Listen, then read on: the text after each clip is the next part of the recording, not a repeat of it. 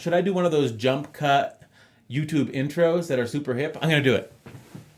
What's up, YouTube? My name is David, and today we're gonna make an 80s pop ballad. It's lit. It's gonna be lit. It's gonna be lit. It's lit. It's gonna be lit. I recently saw this movie called The Prestige. It's a Christopher Nolan film. I feel like it's one of his sleeper films. People always think of Memento, Inception, the Batman Dark Knight stuff, and this one sort of falls by the wayside, but it's a really good movie. It stars Hugh Pac-Man and Christian Bale as magicians. So the movie is about magic, but it's also about obsession, which almost perfectly describes how I feel about music. But I'm getting a little bit ahead of myself. At the beginning of the film, Michael Caine is delivering expository narration when he says, "Every magic trick consists of 3 parts." Where did that come from? At least it spares you all from having to hear my Michael Caine impression. But he goes on to say that the first part is called the pledge. The magician shows you something ordinary, a deck of cards, a bird, a man. He shows you this object. Perhaps he asks you to inspect it to see if it is indeed real, unaltered, normal. But of course, it probably isn't. The second part is called the turn. The magician takes the ordinary something and makes it do something extraordinary. Now, you're looking for the secret, but you won't find it because, of course, you're not really looking. You don't really want to know. You want to be fooled.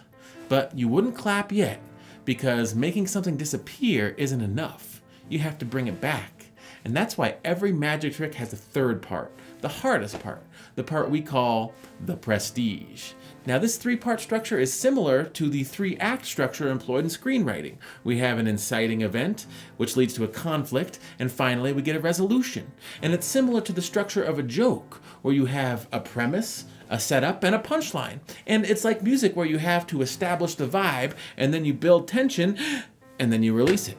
So we have magic, film, comedy, and music all using similar structures. And the question is, can we combine all of those into an 80s pop ballad? A ballad is the perfect vehicle for testing this out because it employs a narrative. But in order to capture that 80s vibe, we're gonna need some reference tracks. I love the music of the 80s. In fact, I'll link to a fire 80s playlist that I've put together on Spotify in the description. But despite loving the music, I've never really produced anything like it. So I had to listen to some key tracks in the vein of what I was going for. Those tracks were True Colors by Cyndi Lauper, Eternal Flame by the Bangles, Against All Odds by Phil Collins, and Total Eclipse of the Heart by Bonnie Tyler. True Colors captures the type of vibe I was going for lyrically, where you face adversity or feel like you don't measure up in some way, but then you find the strength within yourself to overcome and realize that the power was inside of you all along. Now, the other 3 reference tracks are where I drew musical inspiration. For instance, I had this piano riff I wanted to play.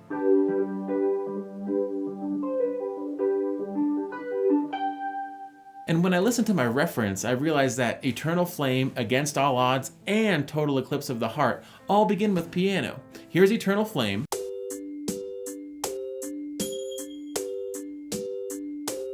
Against All Odds.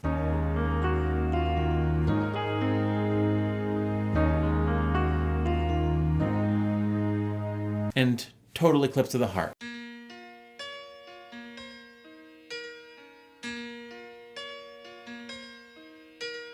Also, I wanted to have a big drum fill into the chorus. This is just something that I associate with 80s music, and Against All Odds and Total Eclipse of the Heart don't disappoint. Here's Against All Odds.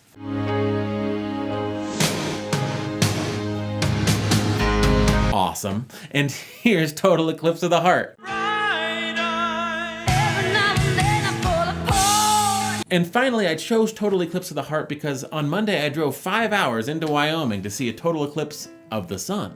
And while it was cool, I didn't get any good footage of it. And an eclipse kind of reminds me a little bit of sex or a horse race where you invest all this time and money just to experience something that's over in 90 seconds. Instrumentation. So I knew I wanted an electric piano to start off the song with that riff. And I just assumed I would use a Fender Rhodes.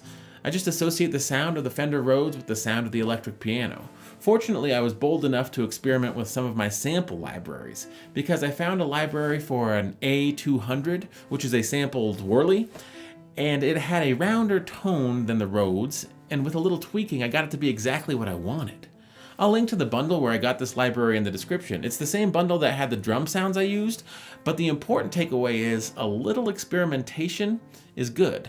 Too much and you can get caught in preset hell where you're just wasting hours tweaking parameters and trying different presets, and that's fine for your downtime, but not when you're trying to make a song. That's why it's important to have deadlines, because it forces you to either take a poop or get off the pot, if you know what I mean. Oh, so the rest of the instrumentation was pretty standard. Electric guitar, bass, synth pad, string section of first, second violins, violas, and cellos, and then there was the drums. They were sampled from a drum set, but I beefed up the snare drum with a Linn drum snare sample that was sent to a gated reverb bus that made it sound way more 80s. And I'll throw a card up here about how to get the gated reverb effect if you care. But that's enough nerdery for now. I think it's time to check out that song. Here we go.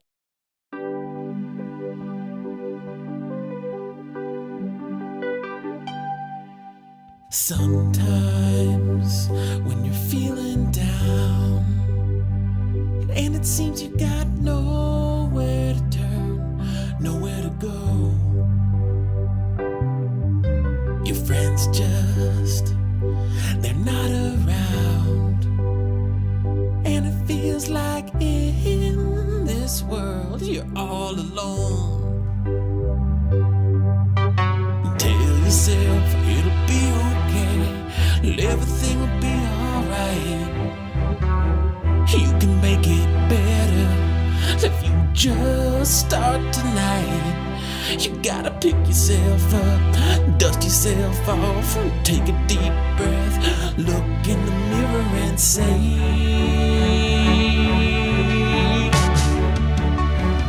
I need to get blackout drunk and go to the strip club. I need to get blackout drunk and go to the strip club. I need to spend all my money at the strip club. That's how I know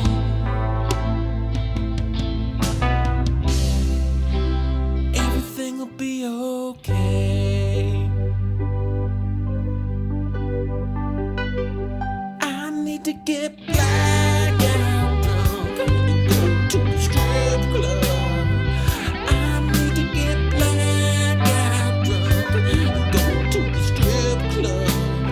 Oh, I need to spend all my money at the strip club. That's how I know everything will be oh blackout drunk and go to the strip club. I need to get blackout drunk and go to the strip club. I need to spend all my money at the strip club. That's how I know everything will be okay.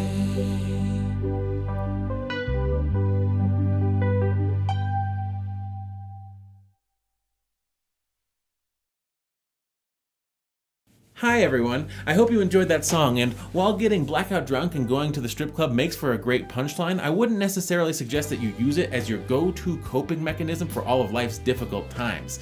I mean, if it is and it works for you, more power to you, who am I to judge? But for most people, it would be a difficult status quo. And if you have coping mechanisms that aren't necessarily benefiting you, I have a three-part solution. First, pledge to examine your behaviors and determine which ones are healthy and which ones are unhealthy. Then work to turn around the unhealthy ones. And if you can do this, you may achieve a level of prestige that you never thought possible. So if you like this video, feel free to leave a like or hit that subscribe button. But if you didn't like it, all I ask is that you leave an incredibly rude and cruel comment below, perhaps ridiculing me in some way completely unrelated to the topic of this video. And after doing that, hit subscribe with notifications on. That's all, folks. Bye! Everything will be okay.